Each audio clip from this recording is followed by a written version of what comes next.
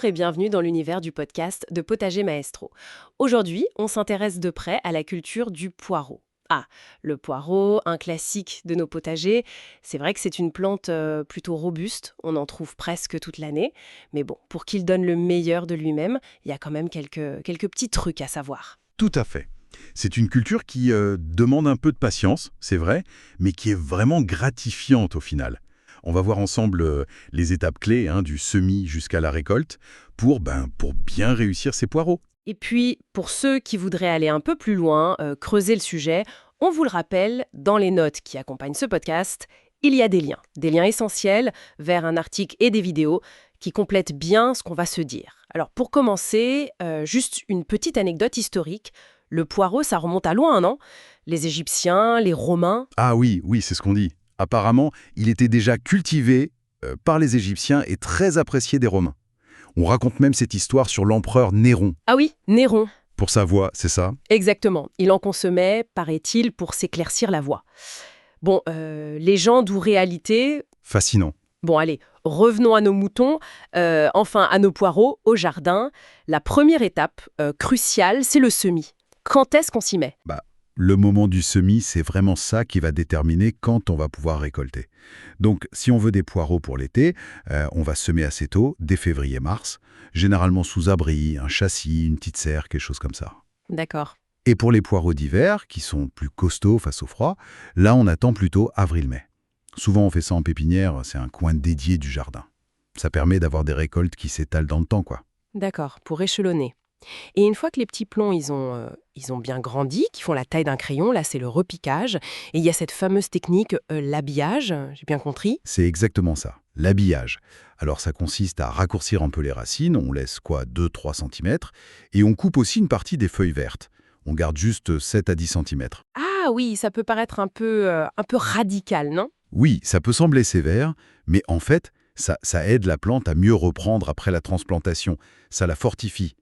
Il y a même une petite astuce de jardinier, parfois on les laisse sécher un jour ou deux au soleil après l'habillage. Ah bon? Et pourquoi? Pour les endurcir un peu. Notamment, on dit que ça aide contre la teigne du poireau.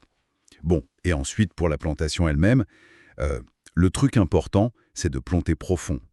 Il faut faire un sillon d'au moins 10, voire 15 cm.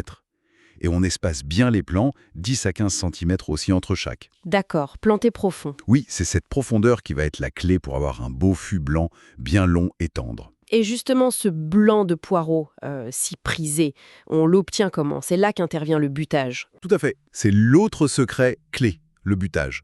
En gros, au fur et à mesure que le poireau grandit, on ramène doucement la terre autour de la base, autour du fût. D'accord. On commence ça quelques semaines après les avoir repiqués, et on le refait plusieurs fois pendant la croissance.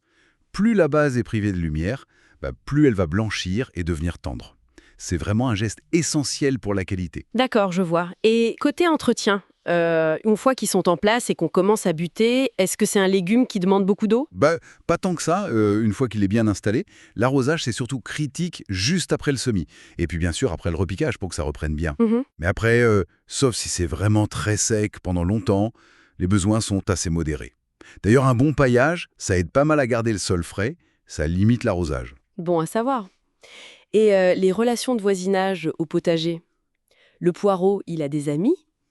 Des plantes avec qui il s'entendent bien? Ah oui, il a un ami très célèbre, la carotte. C'est vraiment l'association classique qu'on recommande tout le temps. Pourquoi ils s'entendent si bien? L'idée, c'est que chacun protège l'autre de ses ennemis. L'odeur du poireau, elle gênerait la mouche de la carotte. Et inversement, l'odeur de la carotte, elle perturberait la teigne du poireau. Ah, malin! Oui, c'est une sorte de protection mutuelle. Le céleri aussi, c'est souvent cité comme un bon compagnon pour le poireau. Et il y a aussi la mouche mineuse, non? Ce sont les principaux soucis. Comment on peut les éviter, simplement? Oui, ce sont les deux principaux ravageurs, on peut dire. Bon, l'association avec la carotte, ça aide déjà un peu. L'astuce de laisser sécher les plants avant de repiquer, ça peut jouer aussi. Mhm. Mais honnêtement, la protection la plus efficace, ça reste souvent le filet anti-insectes. Il faut l'installer dès la plantation, surtout pendant les périodes où les insectes volent le plus, c'est-à-dire au printemps et puis en fin d'été, début d'automne. D'accord, un filet. Et puis, une règle d'or au potager, la rotation des cultures. C'est hyper important. Il faut attendre au moins 4 ans avant de remettre des poireaux au même endroit. Ça évite que les maladies et les ravageurs s'installent durablement dans le sol. Très clair. Et enfin, le clou du spectacle, la récolte. Quand et comment? Alors, la récolte, ça intervient en gros 5 mois après avoir semé. Mais le gros avantage du poireau, surtout les variétés d'hiver qui sont très très rustiques, Oui. certaines tiennent jusqu'à -20 degrés. C'est qu'on peut les laisser en terre tout l'hiver. Et on les récolte juste quand on en a besoin, au fur et à mesure. Ah, ça c'est vraiment pratique. Oui, c'est super. Pour les sortir de terre, comme ils sont bien ancrés, on utilise généralement une fourche bêche. Faut y aller doucement pour pas les abîmer. Bon, bah voilà, je pense qu'on a fait un bon tour d'horizon pour réussir ces poireaux. C'est très complet.